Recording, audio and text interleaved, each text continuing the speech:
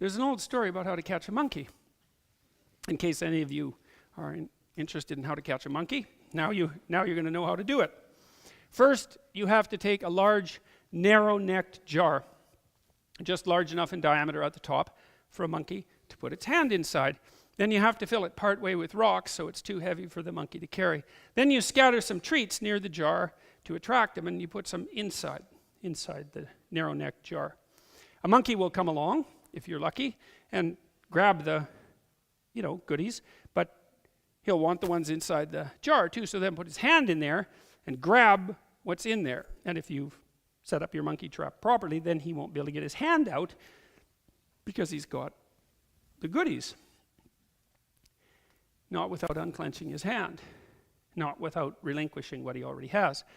The monkey catcher can just walk over and just pick up the monkey, because the monkey isn't into the whole sacrifice thing, because he's just a monkey, and so you can catch him as a consequence of his own unregulated hypothalamic desires, and to be, what would you say, charitable to the monkey. If you put out candy or something like that, it's like, how often does a monkey get candy? He's probably a little more motivated than you are to not let go, but you get the point.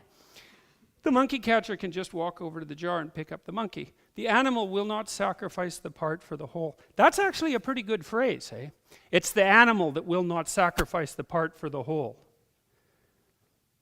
Perhaps this story is apocryphal, but as an eccentric psychology professor once told me, fiction lies to you in the most truthful possible manner.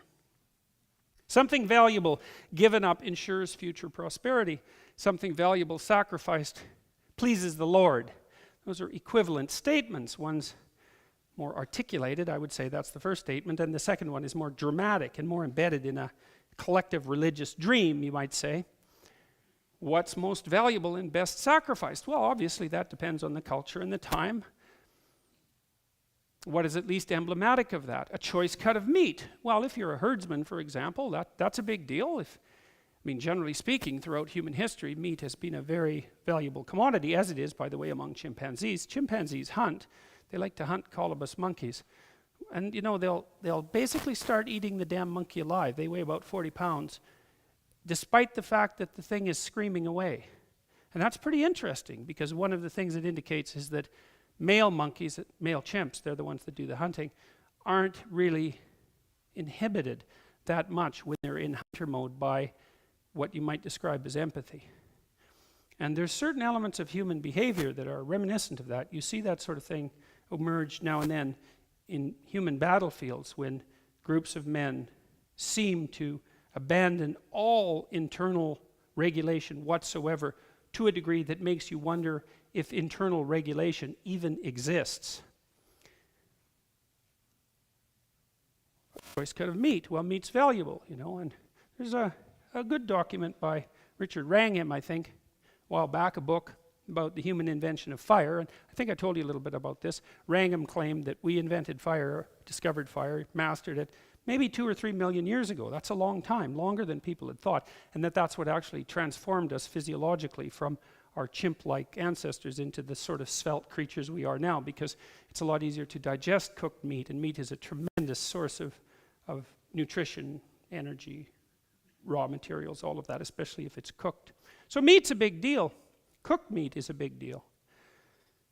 And maybe it's a choice cut of meat, the kind you might offer to a guest if you're not I always say this wrong. Is it vegan? Vegan, or vegan. I always think vegan, but that's wrong. That's a star. Vega's a star, right? They're not like star creatures. They're yeah.